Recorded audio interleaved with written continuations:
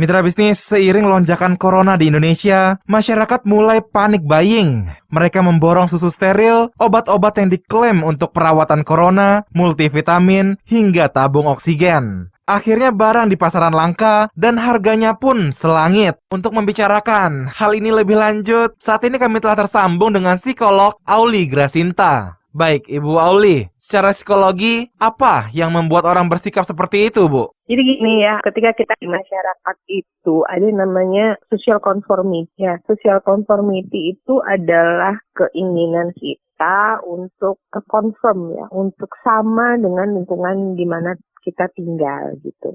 Nah, sehingga apa yang dilakukan oleh lingkungan sosial itu biasanya mempengaruhi kita dalam melakukan pengambilan keputusan gitu. Dan kita itu memang selalu ingin sama dengan kelompok kita gitu. Itu normatif gitu ya. Orang itu selalu ingin sama dengan kelompoknya. Dan ketika dia berbeda itu menjadi aneh gitu ya. Jadi sehingga ketika ada tren gitu ya, di expose besar-besaran, ada tren, maka orang akan mengikuti itu gitu. Jadi itu yang pertama, adanya social conform, keinginan untuk sama dengan lingkungan.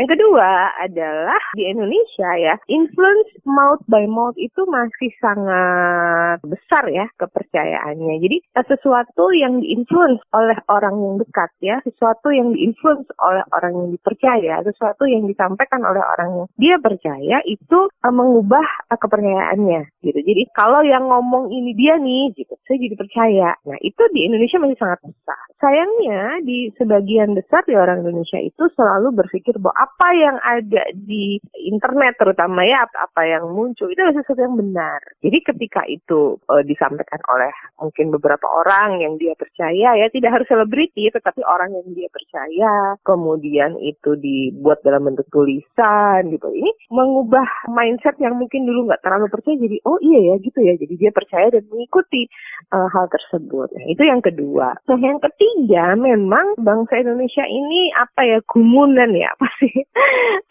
Ini bukan panic buying oleh kita, itu bukan hal yang pertama. Kita ingat waktu pandemi yang sebelumnya itu orang berbondong-bondong membeli masker, orang berbondong-bondong panic buying membeli kebutuhan-kebutuhan gitu, itu besar gitu. Jadi kalau ada satu orang yang melakukan dan kemudian itu menjadi terekspos, maka banyak yang ingin juga melakukan hal tersebut. Nah, ini yang kemudian membuat dalam situasi panik ya, dalam situasi stressful seperti sekarang gitu ya, semua orang sebenarnya sedang dalam posisi stressful gitu.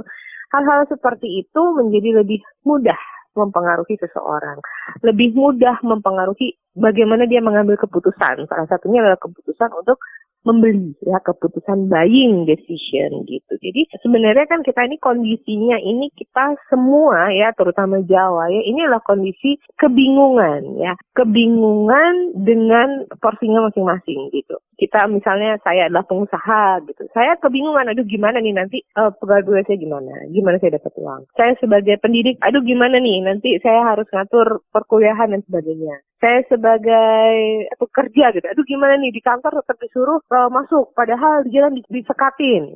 Semua orang punya kecemasannya sendiri gitu. Nah, di dalam kondisi kecemasan ini kita itu selalu membutuhkan social conformity tadi, dukungan dari lingkungan sosial kita untuk pengambilan keputusan. Tapi pemerintah dapat tidak mengantisipasi keinginan masyarakat untuk memborong produk-produk tersebut, Bu? Itu sebenarnya bukan psikologis ya, itu lebih kepada ekonomi gitu. Bagaimana jalur distribusi itu bisa diatur sedemikian rupa gitu.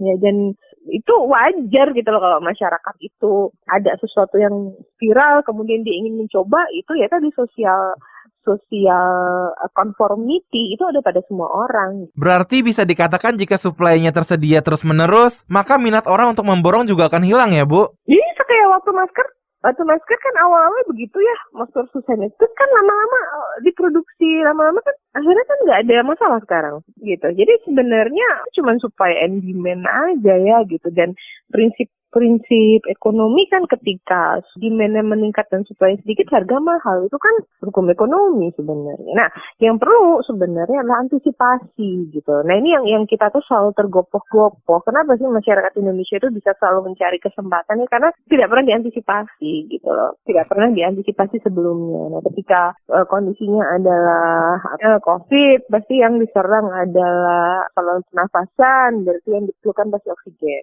Nah, nggak diatur penggunaan oksigennya gitu. Kan harusnya itu antisipatif gitu. Nah, itu yang tampaknya tergopoh-gopoh. Jadi kesannya selalu menjadi pemadam kebakaran gitu. Sudah terjadi ribut gitu.